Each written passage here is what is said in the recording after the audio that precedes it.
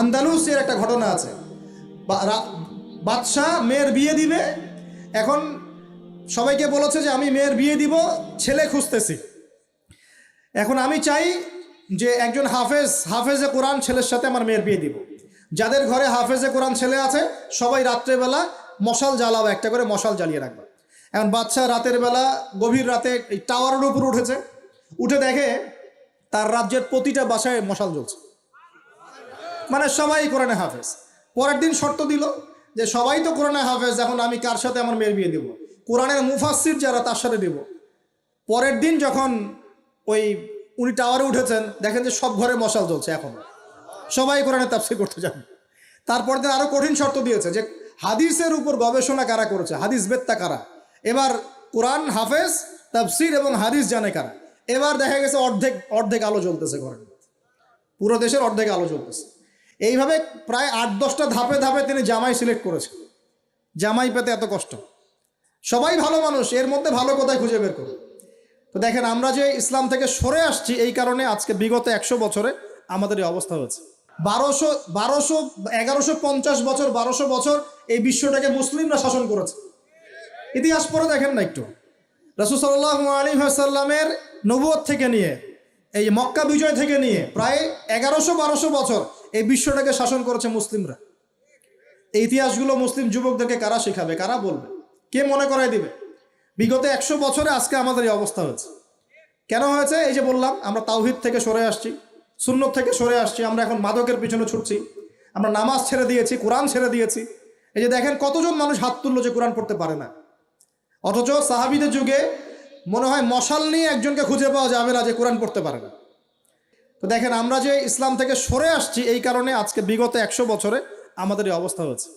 আল্লাহ পাক আমাকে এবং আপনাদের সবাইকে 5 ওয়াক্ত নামাজি বানায় দেন, দোয়া করি। এই নবীর সুন্নতের পাবন বানিয়ে দেন, পরিপূর্ণ ইসলাম পালনের তৌফিক দান করেন এবং পরিস্থিতি বুঝে ইসলামকে নিয়ে মধ্যম পন্থা এগিয়ে যাওয়ার তৌফিক দান করেন এবং শৈথিল্যতাবাদীও হবেন না, চরম পন্থাও যাবেন না। এই দুটো পথই খারাপ। এগ্রেসিভলি কিছু করে কোনো লাভ নেই। আর আপোষে একটা কান্ট্রির মধ্যে, রাষ্ট্রের মধ্যে আপোষে মারামারি কাটাকাটি করে কোনো ফায়দা নেই, বরং উম্মার ঐক্যটা নষ্ট হয়ে যাবে। বরং সবার জন্য শুভ কামনা রাখবেন, সবাইকে সবার জন্য দোয়া করবেন। কারো যদি ভুল হয় সেটাকে গঠনমূলকভাবে মন থেকে মহব্বত নিয়ে ধরায় দেওয়ার চেষ্টা করতে হবে। আল্লাহ রাব্বুল আলামিন আমাদের সবার মধ্যে ঐক্য দান করুন, বলি আমিন। এইরকম সমস্যায় জর্জরিত সমাজে 4টা, আরেকটা প্রবলেম ছিল গোত্রীয় হানাহানি। 5টা প্রবলেম হচ্ছে: 1 শিরক, 2 নাম্বার মাদক, 3 নাম্বার সুদ, 4 নাম্বার মেয়েদের অবমাননা, আর 5 নাম্বার হচ্ছে আপনার গোত্রীয় হানাহানি, মানে মারামারি কাটাকাটি করতো তারা। এই প্রবলেমসগুলো কি এখনকার যুগে নাই? এখনকার বিশ্বে নাই? আচ্ছা, এরকম একটা সমাজে আমাদের নবীকে আল্লাহ পাক নবী করে পাঠালেন, বলেন সুবহানাল্লাহ। এখন ওই সমাজে থেকেও কি নবীজি পাপের সাথে যুক্ত হয়েছিলেন? তিনি এইরকম পাপে নিমজ্জিত সমাজে থেকেও কোনো পাপের সাথে যুক্ত হন নাই। এবার নবী সাল্লাল্লাহু আলাইহি ওয়াসাল্লাম প্রথম ওহী প্রাপ্ত হলেন সূরা আলাকের প্রথম 5টা আয়াত। আল্লাহ পাক বলছেন, ইকরা বিসমি রাব্বিকাল্লাযী খালাক, পড়ুন আপনার রবের নামে যিনি আপনাকে সৃষ্টি করেছেন। নবীজি ওহী প্রাপ্ত হয়ে বাসায় ফিরে আসলেন। বাসায় এসে খাদিজা রাদিয়াল্লাহু আনহাকে বললেন, এই ঘটনা ঘটেছে, গুহার মধ্যে ফেরেশতা একজন এসেছিলেন, আমাকে জোরে চিপে ধরেছেন, ছেড়ে দিয়েছেন, ছেড়ে বলেছেন ইকরা, আপনি পড়ুন। আমি বলেছি মা আনা বিকারি, আমি তো পড়তে জানি না। আবার চিপে ধরেছে, আবার ছেড়ে দিয়েছে, বলছে পড়ুন।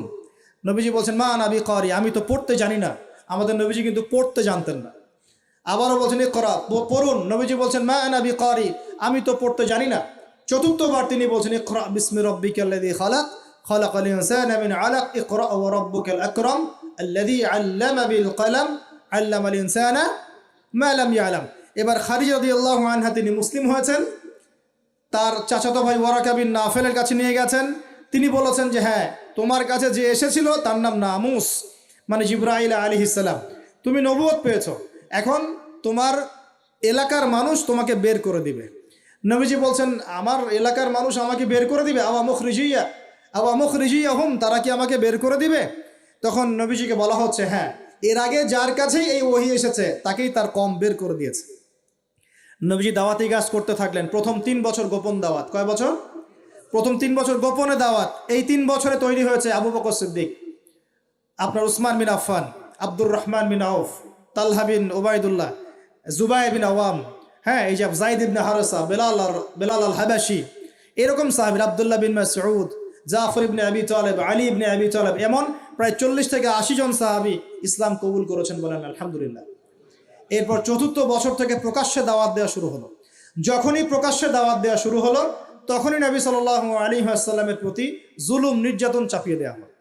শারীরিক নির্যাতন, মানসিক নির্যাতন, অর্থনৈতিকভাবে বয়কট করা, হ্যাঁ, তারপরে কখনো কখনো এই যে মাথার উপরে উটের নাড়িভুড়ি চাপিয়ে দেওয়া হয়েছে, কখনো তাকে আঘাত করা হয়েছে, কখনো কি করা হয়েছে, সামাজিক্যালি মানে সোশ্যালি বয়কট করা হয়েছে, কখনো তাকে গালিগালাজ করা হয়েছে। আমি দেখেছি তাকে ইন টোটাল প্রায় 15 থেকে 16টা গালি খেতে হয়েছে।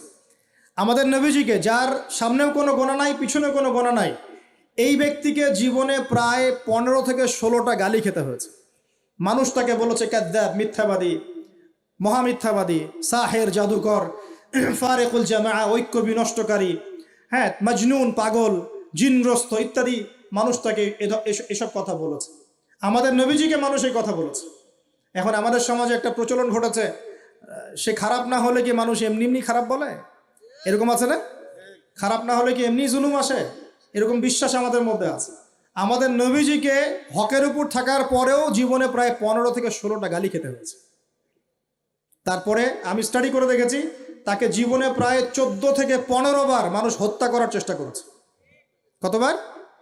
14 থেকে 15 বার। এমনকি মক্কা বিজয়ের দিন যখন তিনি কাবা ঘর তাওয়াফ করছিলেন, ওই সময় একজন ব্যক্তি ভিতরে ছুরি নিয়ে এসে তাকে মারার চেষ্টা করেছে। কি বলবেন? এখন নবী সাল্লাল্লাহু আলাইহি ওয়াসাল্লামের চেয়ে ভদ্র কোনো মানুষ আছেন? নম্র হিতাকাঙ্ক্ষী কোনো মানুষ আছে? উত্তম চরিত্রের কেউ আছে? তাহলে তার জীবনে এমন কেন হয়? উত্তর, যখন আপনি পরিপূর্ণ হকের উপর থাকবেন, তখন আপনাকে চতুর্দিক থেকে বাধা পেতে হবে। আপনার পরিবার থেকে বাধা আসবে, আপনার বন্ধু মহল থেকে বাধা আসবে, আপনার কোনো সময় দেখা যাবে স্ত্রী শত্রু হয়ে যাচ্ছে, সন্তান শত্রু হয়ে যাচ্ছে, হ্যাঁ, সমাজে আপনি চলতে যাচ্ছেন, সমাজের মানুষ আপনাকে সেভাবে গ্রহণ করছে না, আপনি আনসোশ্যাল হয়ে যাচ্ছেন, অনেক সমস্যা হতে পারে। তবে এরপরেও কি হক ছেড়ে দেওয়া যাবে? আল্লাহ পাক সবাইকে হকের উপর থাকার তৌফিক দান করুন। এখন এইভাবে চলতে চলতে এক পর্যায়ে নির্যাতনের মাত্রা এত বেশি হলো যে সাহাবীরা নবীর কাছে এসে বলছেন, ইয়া রাসূলুল্লাহ, তাদের প্রতি বদদোয়া করেন যাতে আল্লাহ তাদেরকে ধ্বংস করে দেন। তখন নবীজি বলছেন, দেখো, তোমরা খুব তাড়াহুড়া করছো, আমি তোমাদেরকে জানিয়ে দিচ্ছি, আল্লাহ পাক এই দিন ইসলামকে মাশরিক মাগরিব পর্যন্ত পৌঁছে দিবেন। এমনকি একটা কাঁচা ঘর, একটা পাকা ঘর বাদ থাকবে না যেখানে আল্লাহ পাক লা ইলাহা ইল্লাল্লাহ কালিমা ঢুকিয়ে দিবেন না। কিন্তু তোমরা খুব তাড়াহুড়া করছো। তো তখন তিনি সাহাবীদেরকে বললেন, তোমরা আবিসিনিয়ায় হিজরত করো। কোন জায়গা ভাই? আবিসিনিয়া কোন দিকে এখন?